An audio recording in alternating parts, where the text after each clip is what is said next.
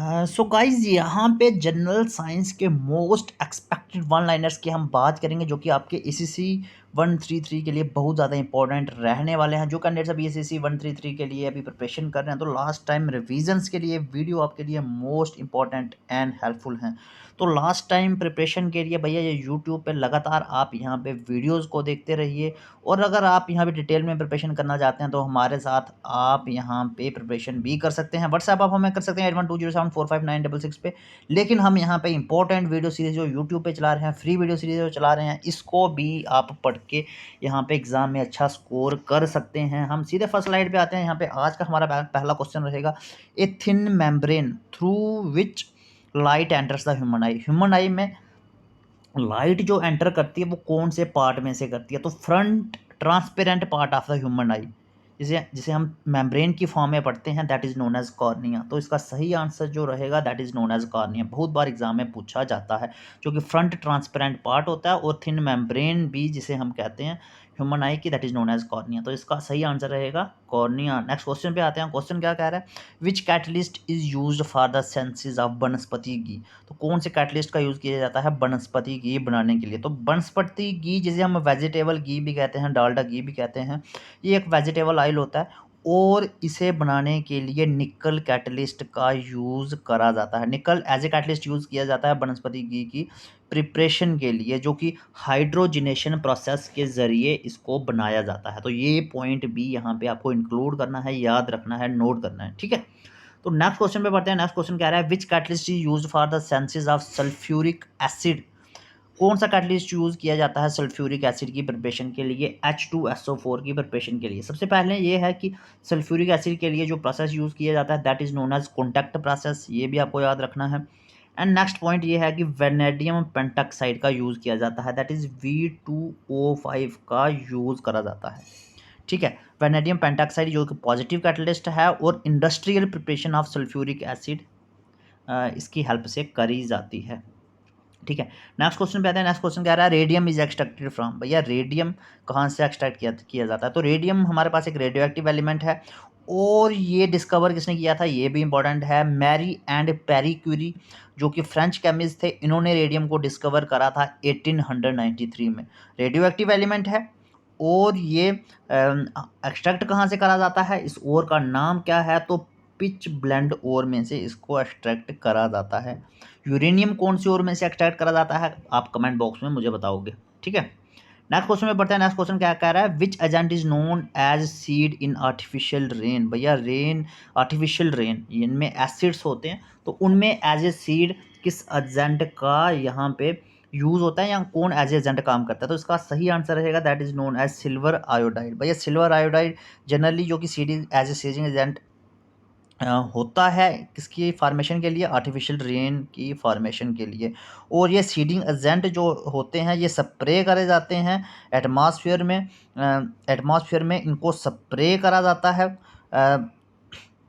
किसके द्वारा, एयरप्लेन्स के द्वारा, ड्रोन्स के द्वारा इनको स्प्रे किया जाता है। तो यहाँ पे एडिशनली लिखा भी है कि एसिड रेन क्या करती है, वाटर सिस्टम को ख़राब करती है। जितने भी पानी में रहने वाले हमारे पास जानवर होते हैं, लाइक फिश है, रेप्टाइल्स हैं, इन सभी को ये नुकसान पहुंचाती है रेन, ठीक है। तो ये क्या करा जाता है, सिल्वर आयोडाइड की स्प्रे करी जाती है, ठीक है। नेक्स्ट क्वेश्चन हमारे पास है, power of the lens is measured in. भैया पावर ऑफ द लेंस का मतलब है कि सपोज आपको दूर की चीज़ें नहीं दिख रही या पास की चीज़ें नहीं दिख रही, तो उसके लिए लेंस का यूज़ करा जाता है। डॉक्टर्स लेंस को रिकमेंड करते हैं, तो उसकी पावर को किस में मेजर करा जाता है? तो डायप्टर में मेजर किया जाता है। पेपर में बड़ी बार पूछा जाता है, डायप्टर किसके इक्वल होता है? 1 फोकल लेंथ के इक्वल होता है, ये भी आपको याद रखना है।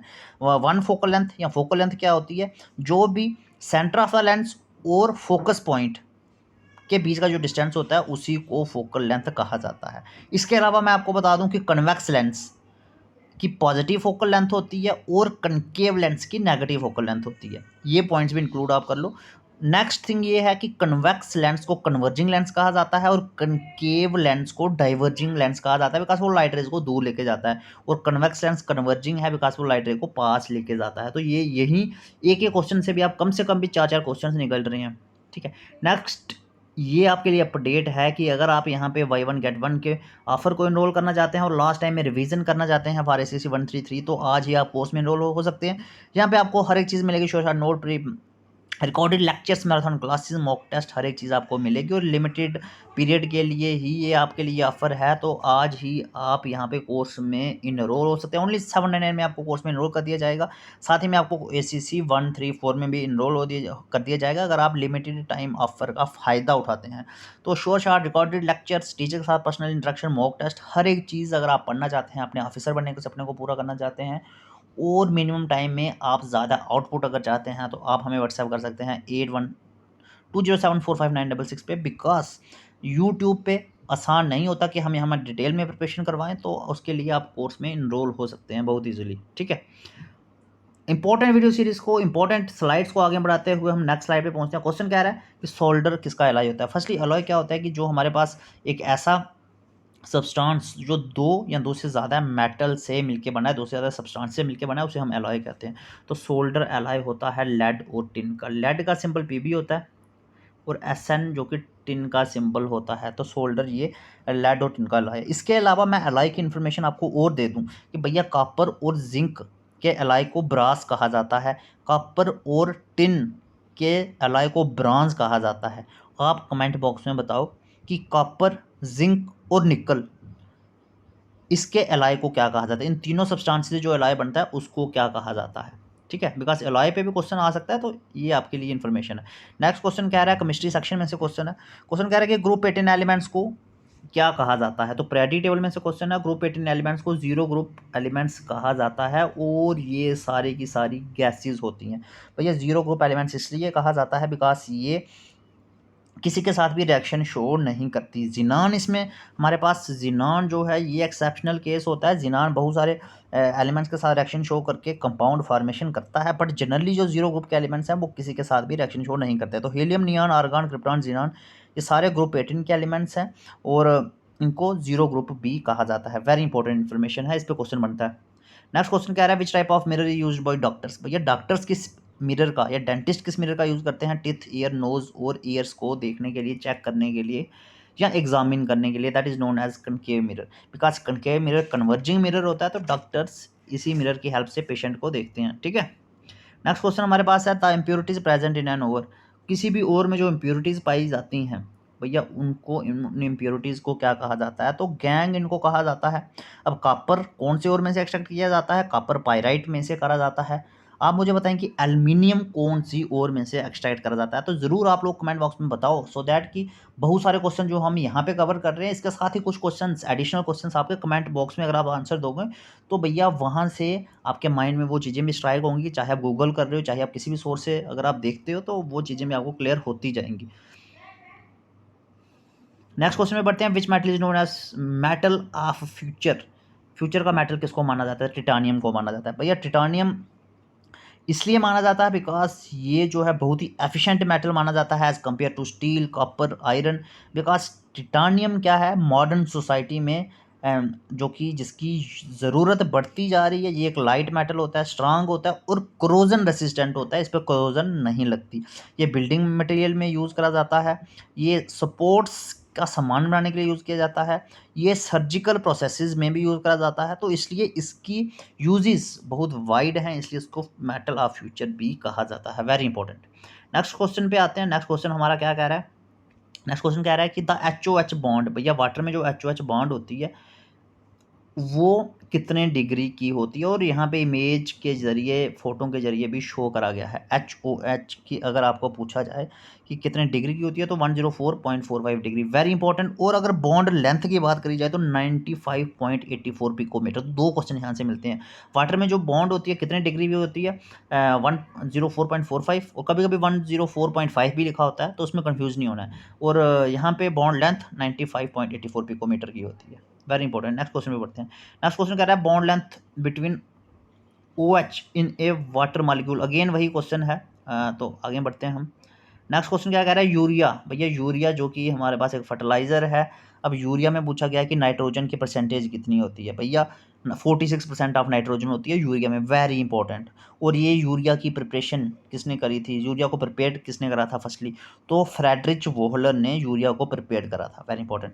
आप मुझे कमेंट बॉक्स में बताएं कि अमोनियम सल्फेट जो कि एज ए फर्टिलाइजर इसका यूज़ करा जाता है, कितनी परसेंट ऑफ नाइट्रोजन उसमें होती है, ये आप ज़रूर कमेंट बॉक्स में बताओगे। इसके अलावा अमोनियम क्लोराइड में कितनी परसेंट होती है, ये भी बताओगे। दूसरी चीज़ एक और मैं आपको दे दूं कि स्टेट फर्टिलाइजर्स किन फर्टिलाइजर्स को कहा जाता है, तो ये भी आपका होम टास्क है, आपको कमेंट बॉक्स में ये हर एक चीज़ बतानी है। अगेन बढ़ते हैं नेक्स्ट क्वेश्चन पे। क्वेश्चन कह रहा है कि the Audible range of sound for humans, भैया कितनी साउंड को हम सुन सकते हैं, तो हमारे लिए ऑडिबल रेंज कितनी होती है, तो ये क्वेश्चन भी पूछा जाता है। तो 20 हर्ट्ज, कम से कम 20 हर्ट्ज साउंड होंगी तो हम सुन पाएंगे, और ज़्यादा से ज़्यादा 20,000 हर्ट्ज होगी तो हम सुन पाएंगे। 20,000 हर्ट्ज से ज़्यादा नहीं सुन पाएंगे, और 20 हर्ट्ज से कम साउंड हम नहीं सुन पाएंगे। मतलब मैं नॉर्मल जो कि एक हेल्दी ह्यूमन बीइंग की बात कर रहा हूँ, ठीक है। तो ये आपको क्वेश्चन पूछा जा सकता है। इसके अलावा आप देखो कि एनिमल्स भी बताए गए हैं कुछ, तो आप देखो कि एलिफेंट बिलो 20 हर्ट्ज भी सुन सकता है, लेकिन यहाँ पे अगर ह्यूमन बींग्स की बात करी जाए तो 20 hertz to 20 kilo hertz, 20,000 hertz को 20 किलो हर्ट्ज भी कहते हैं, ये भी याद रखना है। 20,000 हर्ट्ज को 20 किलो भी कहते हैं, तो इसमें कंफ्यूज नहीं होना अगर एग्जाम में 20 किलो हर्ट्ज लिखा जाता है। तो ये ह्यूमन बींग्स की है, ये एलिफेंट की है। इसके अलावा अगर आप देखोगे बैट वगैरह की अगर आप देखोगे तो भैया वो 20,000 से भी ज़्यादा जो फ्रिक्वेंसी होती है वो उसको भी यहाँ पे सुन सकते हैं, और 1 MHz तक सुन सकते हैं, ठीक है। तो 20 kHz जैसे हम किलो हर्ट्ज कहते हैं, तो ये 1 मिलियन हर्ट्ज तक ये यहाँ पे सुन सकते हैं। तो ये भी इंपॉर्टेंट हमारे पास बन जाता है क्वेश्चन, ठीक है। तो ये मोस्ट एक्सपेक्टेड क्वेश्चन है, लेकिन अगर आप डिटेल में प्रिपरेशन करना चाहते हैं और यहाँ पे भैया आप कोर्स में इनरोल सकते हैं। 134 में भी आपको इनरोल कर दिया जाएगा, 133 में भी इनरोल कर दिया जाएगा, because by one get one का ऑफर आपके लिए चल रहा है।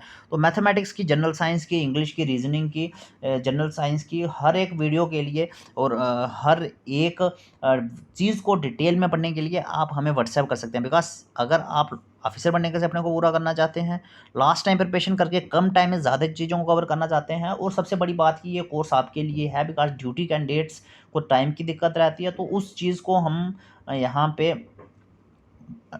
यूज़ करते हुए, उस चीज़ को हम आपके लिए अफोर्डेबल करते हुए हम आपके लिए रात को ही लाइव क्लासेस रखे हुए हैं, बिकॉज आप इजीली देख सकें। और अगर आपके पास नेटवर्क का इशू है, किसी भी तरह का इशू है, आप क्लासेस अटेंड नहीं कर पा रहे हो, या कोई पर्सनल रीज़न है, भैया आपको पीडीएफ नोट्स मिलेंगे, अपनी मर्जी के अकॉर्डिंग कभी भी देख लो। अगर आप ऐसे एरिया में हैं यहाँ पे नेटवर्क नहीं रहता, तो भैया आपको पीडीएफ नोट के साथ लाइव क्लासेस की वीडियोज़ भी मिलेंगी।